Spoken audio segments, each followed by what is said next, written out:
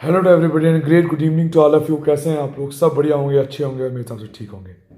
जैसा कि आप लोगों को पता है, नीट पीजी काउंसलिंग चल रही है। ऑल इंडिया राउंड वन की ज्वाइनिंग थी, आज लास्ट डेट थी, लेकिन गवर्नमेंट ने इस डेट को बढ़ा दिया है 2 दिन के लिए। अब लास्ट डेट है वो 30 तारीख शाम तक का टाइम है। उन्होंने एमसीसी के ऑफिशियल वेबसाइट पे ये नोटिफिकेशन अपडेट कर दी है कि जो ज्वाइनिंग थी वो बढ़ गई है। इसका फ़ायदा कई स्टेट्स को होता हुआ नज़र आएगा, जैसे महाराष्ट्र, जिसका रिजल्ट आज शाम को 8 बजे के बाद कभी भी आ सकता है। हो सकता है अभी भी आधे घंटे में आ जाए। और उत्तराखंड का रिजल्ट भी आज ही डिक्लेयर होना है। वो भी होप करते हैं कि 1-2 घंटे के अंदर उसका भी ऑफिशियली रिजल्ट डिक्लेयर हो जाएगा। और ऑलरेडी यूपी का रिजल्ट आ गया है।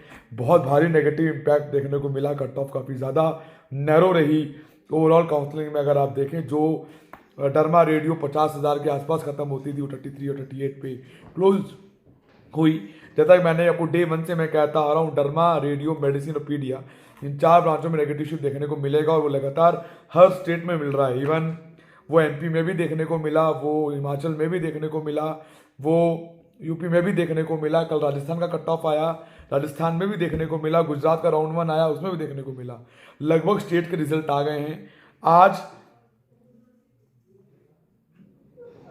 कन्वेनर कोटा जो तेलंगाना का है, उसका भी डिक्लेरेशन हुआ है। शायद मैंने देखा नहीं है, लेकिन ऐसा मुझे मालूम चला है कि उसका भी डिक्लेरेशन हुआ है रिजल्ट का। और कैटेगरी बी के लिए उन्होंने कल अपनी मेरिट लिस्ट डिक्लेयर कर ही दी थी तेलंगाना ने। बेसिकली लगभग काउंसलिंग्स ऑन है। ज्वाइन आप कर सकते हैं, रिज़ाइन आप 3 तारीख से पहले कभी भी दे सकते हैं। फ्री एग्जिट में ही काउंट होंगे 3 तारीख तक अगर आप रिज़ाइन देते हैं तो। जो पैसे डॉक्यूमेंट अपने कॉलेज में जमा किए हैं वो आपको मिल जाएंगे, लेकिन आपको रेजिग्नेशन लेटर ऑनलाइन अपलोडेड वाला लेना बहुत ज़रूरी है। जिन्होंने डीएनबी ले ली है, जो ट्रेंड आज तक का बताया जा रहा है वो ये बताया जा रहा है कि इस बार सबसे ज़्यादा ज्वाइनिंग और अपग्रेडिंग हुई है। इस बार लास्ट से ज़्यादा ज्वाइनिंग हुई है और अपग्रेडिंग हुई है।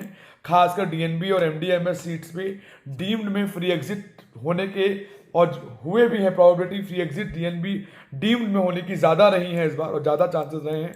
बहुत जगह कम रिपोर्टिंग हुई है, बहुत जगह ऑनलाइन रिपोर्टिंग्स हुई हैं, लेकिन उनका रिजिग्नेशन 3 तारीख तक आने के चांसेस लग रहे हैं, क्योंकि स्टेट्स के राउंड पैरेलल चल रहे हैं। स्टेट के राउंड्स के आ जाने से ऑल इंडिया और डीम्ड में के राउंड 2 में थोड़ा बहुत फर्क पड़ेगा। इसमें positive impact, not a negative way, but फिर भी जो अपर 5-6 ब्रांचेज हैं वो नैरो फील करेंगी ही करेंगी।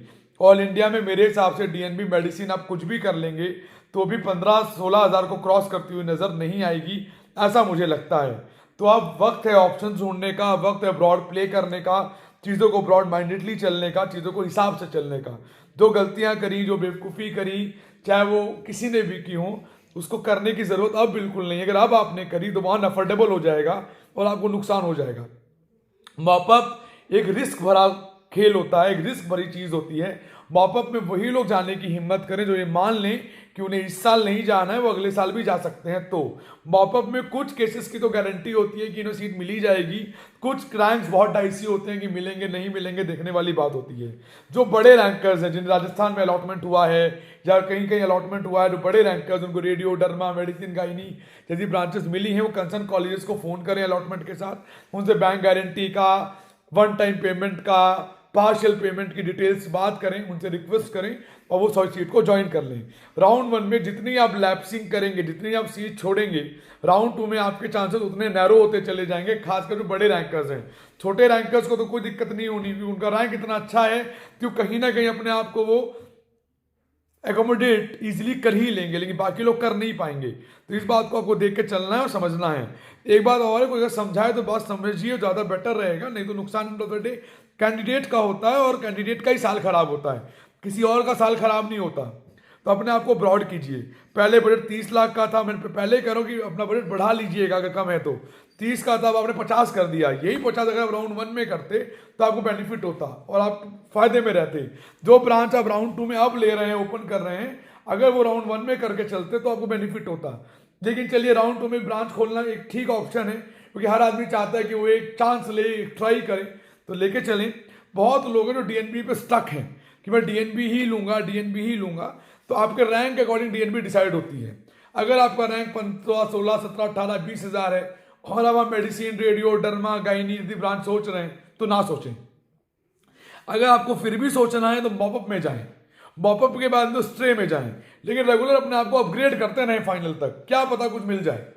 अब क्या रूल है, राउंड 2 में सीट मिल गई और आपने छोड़ दी तो आपकी जो सिक्योरिटी डिपॉजिट है वो लैप्स हो जाएगी।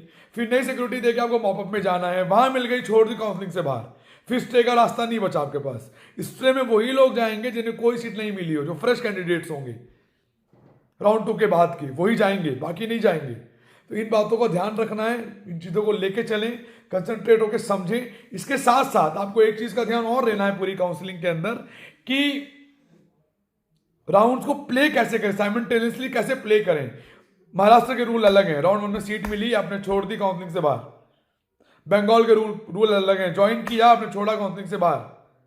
हर स्टेट का रूल अलग है। यूपी में राउंड 1 फ्री एग्जिट नहीं है, जो सिक्योरिटी डिपॉजिट दी, सीट छोड़ दी, वो गया। अगर आपने कहीं और अलॉटमेंट मिला है और ज्वाइनिंग कर रखी है, अभी आपने ज्वाइन की है, तो वहां का लेटर दिखाने के बाद आप यहाँ फ्री हो जाएंगे। लेकिन बहुत सारी चीजें हैं, 1 बाय 1 आपको लेके चलना है, तो आप बहुत सेफली चलेंगे। केरला का रिजल्ट भी अवेटेड है, उम्मीद करते हैं वो भी बहुत जल्दी आएगा। और तमिलनाडु का प्राइवेट मैनेजमेंट की भी चॉइस फिलिंग होनी है, लगभग स्टेट्स की हो गई है। हिमाचल का रिजल्ट भी आया, प्राइवेट कॉलेज के लिए काफ़ी अनप्रिडिक्टेबल रिजल्ट रहा, बहुत ऊपर कट ऑफ बंद हुई, जो कि उम्मीद से बहुत ज़्यादा परे है, मतलब लोगों को समझ में नहीं आ रहा। कर्नाटका का कल मॉक अलॉटमेंट देखने को मिला, उसमें भी नेगेटिव इंपैक्ट है, खासकर ओपन कैटेगरी कैंडिडेट को, जो आउटसाइडर्स हैं, उनको 6,000 रुपये मेडिसिन थे, उनको मॉक में नहीं दिखाई कुछ जगहों पे। तो बहुत सारी चीज़ें हैं, इनको आपको एनालाइज करना होगा, समझना होगा, तो काउंसलिंग में पार्ट लेना होगा। और एक बात और मैं बताऊं, जो इस चक्कर में थे कि सीट बुक हो जाएंगी, उन्होंने अलॉटमेंट ले लिया है, क्लोजिंग कर रखी है, बात हो रखी है, राउंड 1 में सारी सीटें अलॉट हो गई हर स्टेट में। अगर कोई ज्वाइन कर लेगा तो वो अपग्रेड करेगा या वो उसके साथ कंटिन्यू करेगा, तो वो सीट अपग्रेड होकर राउंड 2 में आएगी। अपग्रेडिंग में क्या होगा, अगर आपको कोई नया कॉलेज मिल गया, पुरानी वाली अपने आप चली जाएगी, वो और किसी को मिल जाएगी। तो इसीलिए मॉपअप राउंड इस साल का बहुत क्रूशियल राउंड होगा मेरे अकॉर्डिंग। पिछले सभी सालों से डिफरेंट राउंड होगा मॉपअप राउंड। हो सकता है कुछ को लॉटरी लगे, कुछ को नुकसान हो, ये कॉल आपकी है कि आपको वहां जाना है या नहीं जाना है। अच्छे के लालच में नुकसान ना कीजिएगा, ये मेरी रिक्वेस्ट है। कई बार कच्चा लालच नुकसानदायक होता है, ऐसा कहा जाता है पुरानी कहावतों में। इसको एनालाइज करना आपके लिए उतना ही जरूरी है जितना चीजों को प्रॉपरली लेके हम चलें। नुकसान करना बार बार is not a good habit, क्योंकि ईयर होता है, पूरी साल की मेहनत होती है, गलत डिसीजंस, गलत कैलकुलेशन, गलत टाइम पे गलत स्टेप शायद हमें गिरा सकता है। तो कोशिश करेंगे हम ना गिरे, हम खड़े होकर फिर चलें। एनआरआई के ऑप्शंस अभी भी अवेलेबल हैं। एनआरआई कोटा किसी को बनवाना है वो बनवा ले, स्टेट में ऑप्शंस बचे हुए हैं, आप ट्राई कर सकते हैं स्टेट में एनआरआई लगा के। अदर्स कोटा है कर्नाटका में, वो ट्राई कर सकते हैं। तेलंगाना के अंदर भी कुछ कोटाज अवेलेबल हैं, क्यू कोटा के, इंस्टीट्यूशन प्रेफरेंस कोटाज, वो ट्राई कर सकते हैं एनआरआई। ऑप्शंस तो बहुत सारे हैं, करने चलेंगे तो बहुत सारे ऑप्शंस हैं। विंडो पूरी वाइड ओपन है अभी भी, लेकिन डिपेंड करता है कि आप कहाँ रुकेंगे। जिन्हें सीट मिल गई वो इस चक्कर में है कि मैं सीट छोड़ देता हूँ, कुछ और बेटर मिलेगी, नहीं मिली तो बेस्ट होता है ज्वाइन एंड अपग्रेड। लेकिन लोग मानते नहीं है, लोग समझते नहीं है। लोगों को लगता है नहीं मैं ऐसा चलूंगा तो ऐसा कर लूंगा। अब बहुत सारे लोग ये कैलकुलेशन लगा रहे हैं कि ऑल इंडिया राउंड 2 भी कर लेंगे, यूपी भी स्टेट राउंड 2 कर लेंगे, अपनी स्टेट राउंड 2 कर लेंगे, अपनी वो भी राउंड 2 कर लेंगे। चलिए आपने कर लिया, नुकसान कितना होगा, फाइनेंशियल लॉस भी तो होगा, और टाइम भी देखना पड़ेगा, किसमें कितना टाइम है, कितना गैप है, वो देखना ही पड़ेगा अपने को। तो बहुत सारी चीजें हैं। मैं ओवरऑल कंक्लूजन में आपको इतना जरूर बता देता हूं, जो अगले साल की जो कट ऑफ आने वाली है, जो अगला सेशन है, यानी कि अगला जो राउंड है, उसकी जो कट ऑफ आएगी वो पॉजिटिव रहेगी, लेकिन उतनी पॉजिटिव नहीं रहेगी जितने में आप सेटिस्फाई हो जाएं। जो डीएनबी रेडियो 3:30 पे खत्म हुई है, 4 पे खत्म हुई है, वो 5, 5:15 पे पहुंच जाएगी, 5 पे पहुंच जाएगी मैक्सिमम, 4:30, 5 पे। डीम्ड में फायदा होगा, डीम्ड में अच्छा खासा इंक्लाइनेशन होगा। जो रेडियो 48 पे क्लोज हुई है वो मेरे अकॉर्डिंग 68, 65, 66 पे भी क्लोज हो सकती है जाके। जो डरमा 38 पे क्लोज हुई है डीम्ड में, वो क्लोज हो जाएगी लगभग 55, 56 के आस। उनको इंक्लाइनेशन गैप मिलेगा देखने को, क्योंकि स्टेट के राउंड्स आ गए हैं, स्टेट में प्राइवेट कॉलेजेस मिले तो काफी छोड़ के चले जाएंगे। आज बहुत सारे कैंडिडेट पैन इंडिया लेवल में स्टैंड बाई में हैं कि उन्हें स्टेट में कोई सीट मिले, ऑल इंडिया की सीट छोड़ें। ऐसा बहुत सारे कैंडिडेट है जो कि स्टैंड बाई पे इस टाइम उस कंसर्न प्लेस पे है अपने घर से अलग, वो वेट कर रहा है कि जैसे मेरे स्टेट का महाराष्ट्र का रिजल्ट आएगा मैं छोड़ दूंगा और ले लूंगा, मेरा कर्नाटक का रिजल्ट आएगा मैं छोड़ दूंगा, मैं ले लूंगा। ऐसे बहुत लोग हैं। इसका ही फर्क पड़ेगा राउंड टू में। तो राउंड में पॉजिटिव इंपैक्ट मेरे हिसाब से रहना चाहिए। जो चॉइस फिलिंग राउंड 1 में की थी उसी को रखिएगा, बट अपग्रेडेशन जो कर रहे हैं वो थोड़ी बहुत चेंजेस कर जहाँ उन्हें लेना है। लगभग कॉलेज कैंडिडेट्स ने जाके कॉलेजेस देखे जो उन्हें बहुत बेटर और अच्छे लगे हैं। घर बैठ के चीज़ें अलग लगती हैं, प्रैक्टिकल जाने के बाद चीज़ें अलग लगती हैं। टेलीग्राम पे कुछ बातें होती हैं, काउंसलर्स कुछ कहते हैं, हम कुछ कहते हैं, और जब आप रियल में पहुंचते हैं तो वहाँ पे पिक्चराइजेशन बहुत डिफरेंट होता है, बहुत अच्छा होता है, एवरेज होता है। और जब आप डीएनबी ले रहे हैं तो ऑलरेडी कॉम्प्रोमाइजिंग स्टेज पे हैं, तो कहीं ना कहीं आपको कॉम्प्रोमाइज़ करना होगा। जब एकेडमिक से करें, हैंड्स ऑन से करें, इंफ्रा से करें, सब जगह सब चीज़ें मिलना बहुत मुश्किल और डिफिकल्ट हो जाता है। तो उसकी की कैलकुलेशन आपको देख के चलनी पड़ेगी। आप प्राइवेट के लिए एलिजिबल हैं, प्राइवेट आप अफोर्ड कर रहे हैं, ले सकते हैं, फिर भी आप डीएनबी का एंड मोमेंट तक वेट करेंगे, नहीं मिलेगा तो प्राइवेट लेंगे। उसमें क्या होगा कि एंड मोमेंट में कुछ मिलेगा नहीं, क्योंकि प्राइवेट लेने वाले ऊपर ऑलरेडी बहुत बैठे हैं। एक लॉबी है जो अलग बैठी हुई है लेने के लिए। 4000 वाला रैंक मणिपाल केएमसी ले लेता है, 3000 रैंक मणिपाल केएमसी ले लेता है, रेडियो ले लेते हैं लोग, डर्मा मेडिसिन ले लेते हैं, क्योंकि उन्हें पता है कि उन्हें कुछ मिलेगा नहीं डीएनबी में अच्छा, इसीलिए ले लेते हैं। ये अपनी अपनी कैलकुलेशंस हैं। और जो ब्रांच आप आज लेंगे वो 3 साल नहीं चलेगी, वो लाइफ लॉन्ग चलेगी, वो एकदम चेंज नहीं होगी बीच में। मतलब एक जर्नी है, इस जर्नी में बीच में यू टर्न नहीं है। जो ब्रांच ले ली वो सीधी जानी है, यू टर्न का रास्ता खत्म हो चुका है, वो ब्लॉक है वो रोड।